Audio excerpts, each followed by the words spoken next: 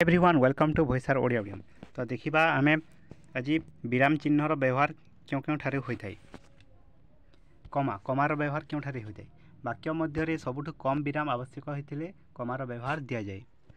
साधारणतः एक जातीय समजातीय शब्द बा पद थिले सेमानक मध्य कमा दि जाए। यह छड़ा लेखा मध्य उद्धृति थिले ठीक ता पूर्वर एवं संबोधन पर कमा व्यवहार करा जाए। नेक्स्ट सेमिकोलन व्यवहार क्यों समय होता है। कमा ठारू टिके विराम अधिक विराम आवश्यकता थिले सेमिकोलन दि जाए।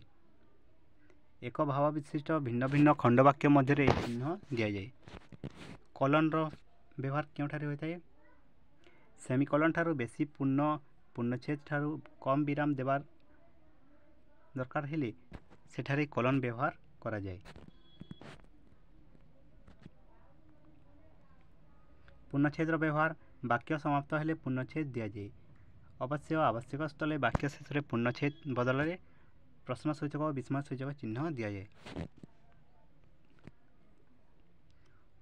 उद्धृतिर व्यवहार क्यों ठारे होता है। अन्य कहार उक्ति व लेखा को निज लेखा मध्य उद्धार कले उद्धृतांश को उद्धृति चिन्ह मध्य रखा जाए। प्रश्नसूचक चिन्ह केते दि जाए। प्रश्नवाचक वाक्य शेष में यही चिन्ह दि जाए। विस्मयसूचक चिन्ह केते दि जाए। वाक्य मध्य आवेग उत्साह घृणा सन्देह आश्चर्य आदि भाव प्रकाश पाउथिले वाक्य बा खंडवाक्य शेष में यही चिन्ह दि जाए विस्मयसूचक। नेक्स्ट डैश चिन्ह केते दि जाए।